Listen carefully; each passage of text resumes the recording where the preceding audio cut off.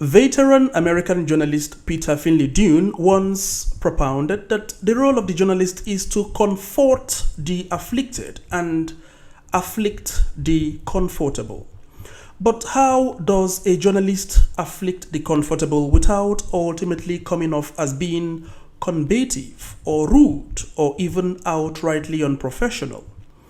In today's video, we are taking a closer look at a controversial Nigerian journalist known more for his quarrels than his questions, and comparing his approach to seasoned professionals from BBC, CNN, and Al Jazeera. Take a look at this clip where BBC Stephen Shaku interviewed South African opposition leader Julius Malema, asking him hard-hitting questions, and watch the way the anchor managed a very sensitive and delicate situation. I mean, I don't want to go too far back into history, but at various times you failed to actually file a tax return on time. Yeah. You've been accused of different financial offences. You've never been convicted, but some of those charges were never brought to court. But you tell South Africans, despite your own history, you are the guy to run their economy. That's why. That's a mind of a lazy person who doesn't do his work. You will have to refer back to 15 years. I've grown up over a period of time, build a solid political party. The only thing you can keep on referring to is what you interviewed me about it 12 years ago. Get something new, my brother. No, I'm very... Show a skill of a hard-working presenter who does his research.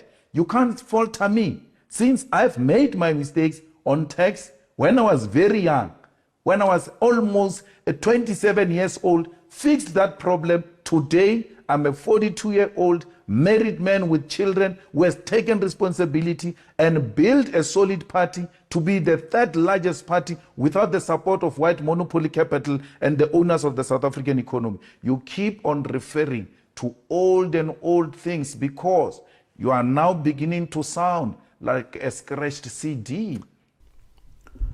And then take a look at this second video in which Al Jazeera Mehdi Hassan interviewed Nigerian former Minister of Education Dr. Obiageli Ezekwesili, asking her hard-hitting questions bordering on corruption, and then see how he navigated a very delicate terrain with her in the process. So what did you make of President Obasanjo's record? Well, my sense of President Obasanjo was that he gave me the freedom to define the work that I did in ensuring that public procurement was more transparent than it used to be. With respect, if you're not a politician, you should be, because these are not answers to my questions. I asked you, how corrupt is President Obasanjo? How corrupt was he? And I think his corruption chief says he was more corrupt than Sani Abacha. I think what is your view? Little bit less corrupt? Little bit more corrupt? Well, listen to me. I already said to you that I do not do anything on the basis of anecdotes. The government you were part of, which had elements of corruption, was the president aware of those elements or part of those elements? He was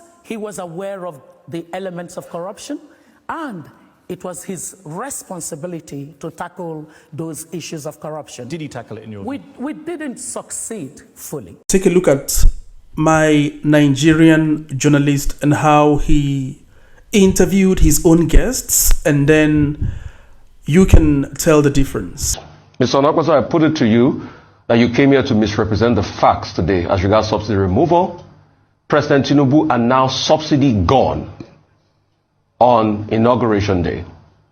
And that was effectively pulling out subsidy. So you say he didn't remove subsidy, quoting the PIA law that had been there for a while, is misrepresentation of the facts. That's number one.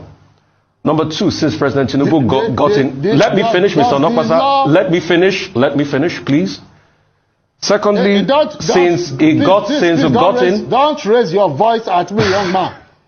Don't raise your voice at me. Let me finish, Mr. Onakwasa. Let me finish. I'm your guest. So, since President Tinubu got in... respect me. Since President Tinubu got in, I will the walk economy... out of your studio if you raise your voice at me. So, at first, Minister, after you had gone to report me in front of President Tinubu and said all sorts, anyway, I am not beholden to you. My job is accountability. You're too small for me to report you to the president. No, but they are empirical. You're too small Minister, for me to Minister, let me speak.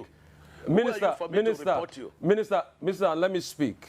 I have empirical evidence. The world watched it on the commissioner of the project when you mentioned the questions I asked you to the president. That was reporting me to the president officially. The world watches, so you don't need to dilly-dally about the empirical facts. I don't talk without facts, Minister. You know, when I have my facts, I talk. And I insist on my question when I ask on cost. Let me only address you, Minister. in, you will not. You will not allow me speak.